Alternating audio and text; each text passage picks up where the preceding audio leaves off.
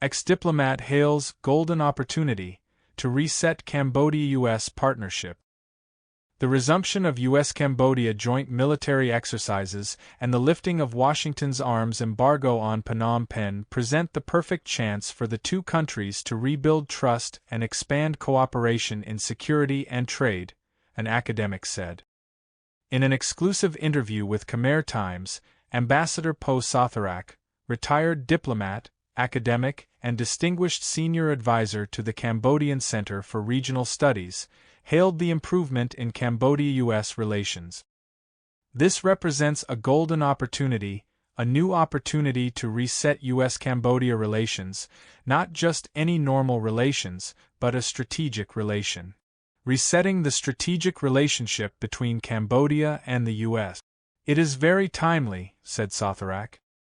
During a meeting between National Defense Minister General T. Seha and U.S. Defense Secretary Pete Hegseth, on the sidelines of the 12th ASEAN Defense Ministers Meeting Plus in Kuala Lumpur early this month.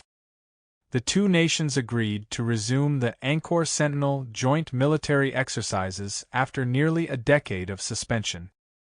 The U.S. also lifted its arms embargo on Cambodia and consented to expanded cooperation in trade and in combating transnational crime. This was after U.S. President Donald Trump oversaw the inking of a peace accord between Cambodia and Thailand, also in Kuala Lumpur on October 26.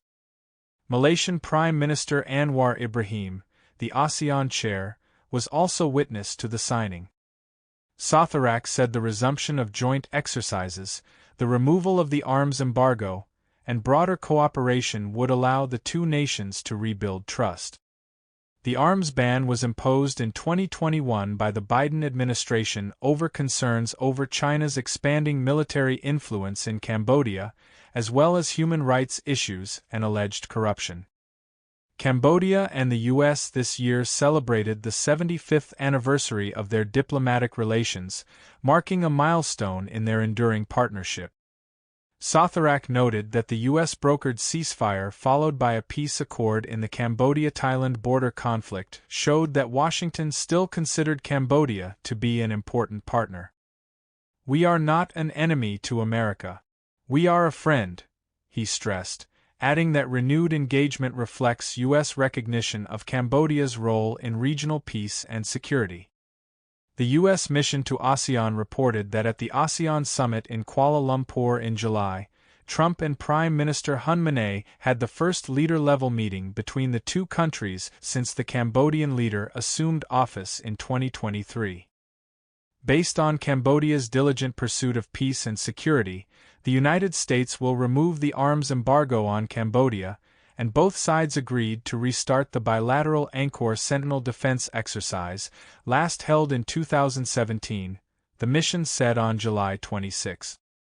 The annual exercises, organized by the U.S. Army Pacific, were launched in 2010 to strengthen military-to-military ties and enhance disaster relief capabilities. However, the drills were suspended in 2017 amid strained relations while Cambodia's joint exercises with China, known as the Golden Dragon drills, have grown in scale each year. On the sidelines of the 47th ASEAN Summit in Kuala Lumpur, Foreign Affairs and International Cooperation Minister Prak Sokhonn held bilateral talks with Allison Hooker, U.S. Undersecretary of State for Political Affairs. As the country coordinator for ASEAN-U.S. dialogue relations, Sokhonn reaffirmed Cambodia's commitment to strengthen further and deepen the relationship and partnership between the two countries. Sotharak recalled that the shift in momentum began with then U.S. Defense Secretary Lloyd Austin's visit to Phnom Penh 2 years ago, during which Washington signaled that Cambodia remains relevant within the Indo-Pacific strategy. He said Cambodia's support for the Indo-Pacific framework further underscored the strategic nature of the relationship. "I think the first step in the right direction is to formalize this reset by allowing the joint military exercise to restart, and I welcome this very much," he said. "We need to continue to engage through defense diplomacy at the highest level with the U.S., starting with the joint exercise. militarily, or in the security realm, Cambodia can also count on the U.S. to help raise the capacity of our defense officials and strengthen our defense capability. He encouraged both countries to build on the momentum, noting reports that Hegseth was preparing to visit Cambodia. Sotharak urged the government to facilitate the visit swiftly, calling it another opportunity to formalize the reset in relations. According to Sotharak, deepening ties with the U.S. would support Cambodia's strategic diversification and reduce over-reliance on any single partner. He said the current administration has shown openness to broadening diplomatic and security engagement with major powers, which he believes will strengthen Cambodia's regional standing. Heightened security pressures and border tensions with Thailand, Sotharak argued that strong ties with the U.S. could also serve as a deterrent. What is the biggest threat to Cambodia now? I'm sure it will be Thailand. You know, the use of military means to settle disputes from Thailand is the biggest threat to Cambodia's national security interest. So, having the Americans involved provides the best deterrence policy, allowing Cambodia to show friends and other countries that we also have a big brother on our side, he added. He said the present climate offers a rare chance to rebuild a deeper, more strategic Cambodia-US relationship.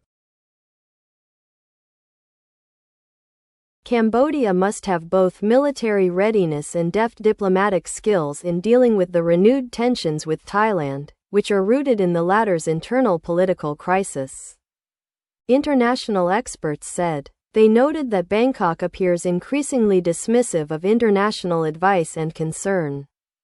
Despite its clear violations of the ceasefire that have come under global scrutiny, a renewed border row between Cambodia and Thailand over landmine injuries to a Thai soldier and the fatal shooting of a Cambodian civilian has left the newly signed Kuala Lumpur Joint Declaration for Peace in jeopardy, prompting urgent intervention from the US, China and Malaysia. As ASEAN chair, Malaysia attempts to mediate between the two. The U.S. is applying trade and diplomatic pressure on Thailand to uphold the peace deal while China counsels restraint to prevent the conflict from exacerbating regional rivalries. According to analysts, the border quarrel could intensify strategic competition between major powers if tensions are not promptly resolved. Asian Vision Institute, AVI, President Cheng Kim-long said the renewed tensions between Cambodia and Thailand are linked to Thai Prime Minister Anutin Charnvirakul and his government's struggle to contain political instability at home. Anutin is using the renewed tensions as a diversionary approach, as his government is facing numerous problems in Thailand, Kim-long said. He and his Boomjaithai party are clearly trying to gain popularity among the people before the elections. Kim-long said Anutin is also trying to gain the favor of the Thai military. Whether you are looking at it from whichever perspective, the Thai army is not a fan of the peace agreement. So Anutin has to do what he is doing to prevent a power struggle and potentially retain his premiership until and after the elections. Kim-long predicted that Anutin would not win the elections because of the negative public opinion of him. Still, it is also possible that the Anutin government will use the tensions as the excuse, say, to postpone or delay the election, while claiming that their national security is being threatened. While Cambodia accuses Thailand of being the aggressor, Bangkok is reaching out to diplomats, media, and foreign missions to present its position on the situation, while preparing to reinforce its stance through several upcoming international forums and conferences. The Thai Foreign Affairs Minister announced in a statement on Monday that it has directly contacted the Foreign Affairs Minister of Cambodia to lodge an official protest over the latest two border incidents. The same statement said that Anutin has written to Trump and Malaysian Prime Minister Datuk Seri Anwar Ibrahim to reaffirm Thailand's peaceful approach and commitment to the joint declaration. while stressing that Thailand has no choice but to reserve the right to take necessary action to protect its sovereignty and territorial integrity due to Cambodia's violations. At the same time, the Thai ambassador and permanent representative to the United Nations office and other international organizations in Geneva has submitted a protest letter to Japan.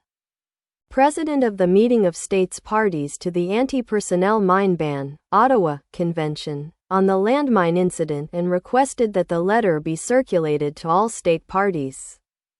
Similar complaint letters were also sent to the UN in New York and the President of the UN Security Council. These actions, Kim Long said, showed that Thailand is trying to portray Cambodia as the bad guy while playing the victim. He suggested that Cambodia respond accordingly. The Cambodian government, in good faith and seeking justice, must allocate most effort and resources into a diplomatic approach to explain what is happening on the ground and its stance to international communities and envoys, especially from superpowers, he said. The kingdom must also start working with the Philippines as the new rotating chair of ASEAN, so that ASEAN will continue its role as the mediator in conflict while also keeping excellent relations with other neighboring countries.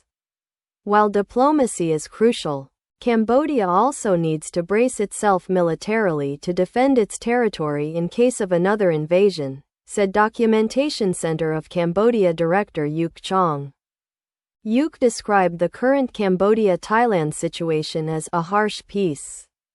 The term, he said, refers to a treaty or set of conditions imposed on a defeated nation that is excessively punitive, humiliating, and damaging to its economic and political autonomy, often with the intent to punish or permanently weaken it. It is important to remember the maxim that war is but only politics by another means, Yuk said. Before Cambodians can answer the question about how to prepare to face Thailand that appears bent on armed conflict, we must first understand what objectives can Thailand achieve through war and what might make war more attractive to Thailand than peace. He said Thailand's apparent objectives are to secure Cambodian territory and extend greater control over its borders with Cambodia. However, he added this is not the only objective and there are reasons to believe that the mere acquisition of territory is a symptom of a larger issue. The current political situation in Thailand is one marked by significant internal struggle and instability, Yuk said. The ongoing conflict reflects deep-rooted divisions between the conservative military royalist elite, influential judicial institutions, and populist forces that do not appreciate the status quo. Cambodia can certainly respond to the symptoms of this struggle, but to truly rise above the problem, Cambodia must exercise strategic leadership and maintain its focus on the root causes rather than just the symptoms of problems. Senate President Hun Sen said on Monday that despite the deadly aggression shown by the Thai army against Cambodian civilians, Cambodia has not retaliated, not out of fear but out of respect for the peace accord that it has signed with Thailand.